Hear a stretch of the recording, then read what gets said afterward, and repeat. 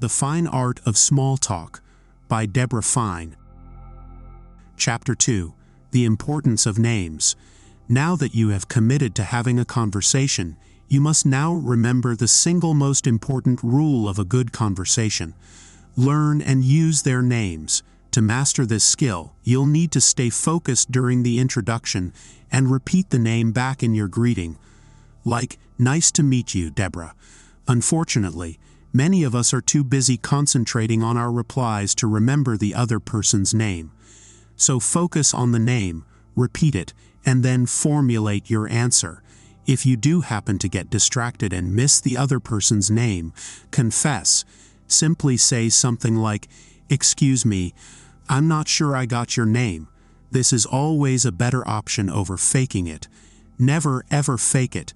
This is especially true when you run into someone who you've met previously, but have forgotten their name. Simply say, "I'm so sorry. I've forgotten your name. Please remind me."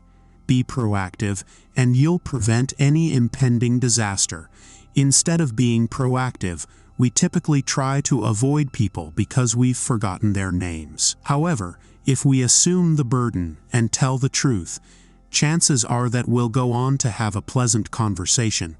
In fact, if we ignore someone because we are embarrassed over having forgotten her name, then your behavior may be misconstrued as rude. Sometimes we meet people with foreign or unusual names. When this happens, you must make the effort to learn the correct pronunciation, even if it means repeating the name a few times. When you take the time to learn another person's name, you are expressing a genuine interest in that person and making the person feel warm and comfortable. On the other hand, when you become too lazy to learn a difficult name, you are sending a message that learning his name is not worth your trouble. In fact, learning names has many benefits in addition to making people feel comfortable. For example, when Debra was seated at a table of 8, she immediately introduced herself to the 3 sitting at the table. As the others arrived, Debra extended her hand, introduced herself, and made the introductions to the other 3. She acted as the host, which put everyone at ease, and created an atmosphere of warmth and appreciation that naturally encouraged conversations. Acting as a host can position you as a leader in the group.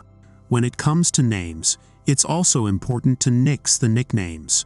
For example, if a colleague introduces himself as Michael, then don't call him Mike. If he wanted you to call him Mike, then he would have introduced himself that way. So make the effort to use their name and don't shorten it without permission. Finally, it's better to give than to receive. Think about giving your name as a random act of kindness, even if you've met him or her previously and think they should remember your name. Instead, say something like, "Hi Patrick, Debra Fine. How are you?" By stating your name, you let Patrick off the hook, and he doesn't have to waste conversation time being distracted trying to recall your name.